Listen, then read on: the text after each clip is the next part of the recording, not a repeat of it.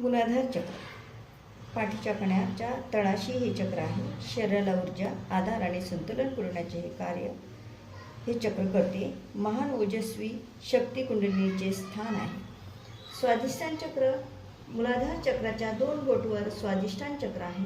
शरीरातील त्याच्या पदार्थाचे विसर्जन आणि प्रजनन शक्ती यांच्याशी हे चक्र संबंधित आहे. मणिपुरम चक्र नाभीच्या तळावर असलेले हे चक्र पोटामागे मज्जातंतूचा एक भाग आहे. पचनाचे अन्नाचे पचन व पारिवारिक सुव्यवस्थित करणे आणि शरीराचे तापमान नियंत्रित करणे ही मणिपुरम चक्राची कामे आहेत. अनाहत चक्र हृदयाच्या तळभागाच्या मागे हे चक्र बसते.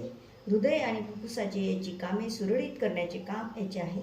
या चक्राद्वारे मनुष्यातील सत्य, अहिंसा, प्रेम, करुणा, क्षमा आणि दान यासारख्या अनमोल मूल्य उत्पन्न होतात. विशुद्ध चक्र गळ्याच्या खोलगट भागात वसलेले हे चक्र थायरॉइड ग्रंथी स्वरयंत्राचे कार्य सुरळीत ठेवते. बाह्य जगातील माहिती पारखून घेण्याचे अत्यंत महत्त्वाचे कार्य विशुद्ध चक्र करते. आज्ञाचक्र पाठीच्या कण्याच्या बरोबर वरच्या बाजूला कपाळाच्या मध्यभागी हे चक्र स्थित आहे. मेंदूतील पिट्युटरी आणि पिनियल ग्रंथीची हे चक्र संबंधित आहे. हे आज्ञा केंद्र आहे.